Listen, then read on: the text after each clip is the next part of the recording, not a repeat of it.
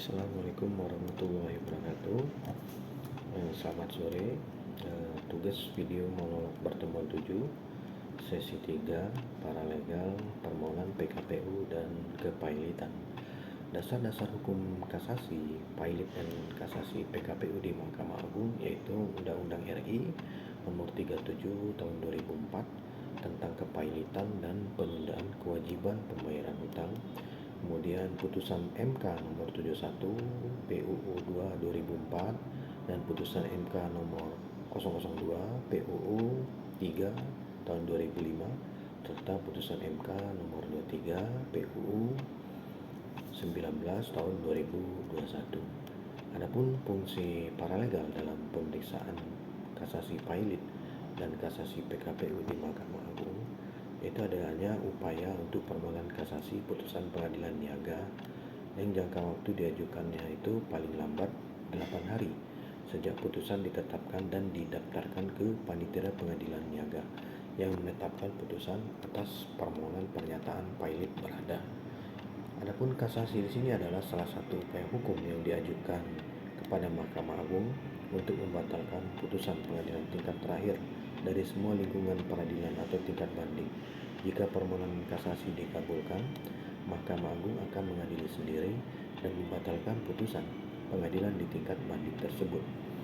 Dalam pasal 11 ayat 3 Undang-Undang Kepailitan, permohonan kasasi selain dapat diajukan debitur dan kreditur yang merupakan pihak di persidangan tingkat pertama, juga dapat diajukan oleh kreditur lain yang tidak puas atas putusan permohonan pernyataan pailit.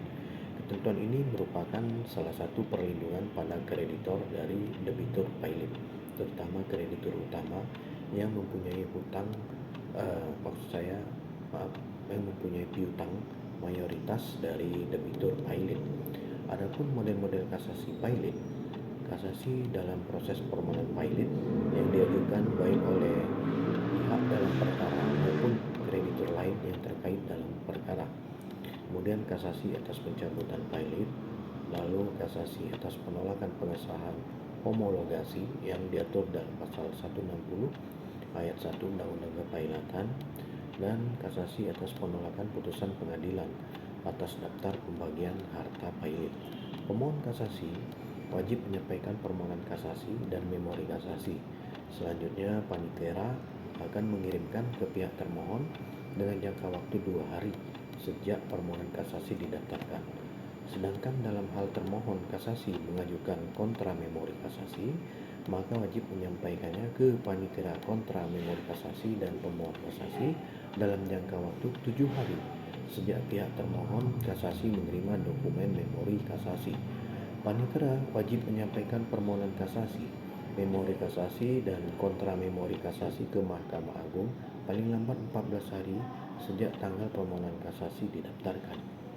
Kemudian, Mahkamah Agung dalam waktu paling lambat 2 hari sejak diterima Panitera Mahkamah Agung menetapkan hari sidang pemeriksaan yang dilakukan dalam jangka waktu 20 hari terhitung sejak tanggal permohonan kasasi didaftarkan.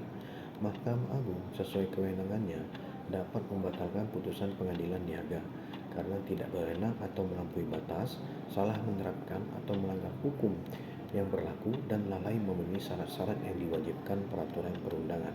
Putusan atas permohonan kasasi harus ditetapkan dalam jangka waktu paling lambat 60 hari sejak permohonan kasasi PKPU didaftarkan dan 2 hari setelah putusan kasasi dijatuhkan. Mahkamah Agung wajib menyampaikan salinan putusan kasasi yang berisi lengkap pertimbangan hukum yang mendasari putusan kepada Panitera, pemohon, termohon, kurator, serta hakim pengawas. Untuk upaya hukum kasasi pailit PKPU ke Mahkamah Agung sesuai pasal 9 Undang-Undang Kepailitan atas prosedur kasasi dan pasal 13 Undang-Undang Kepailitan, di mana prosedur kasasi ke Mahkamah Agung maka dalam waktu 60 hari Mahkamah Agung harus sudah memutus kasasi pailit PKPU.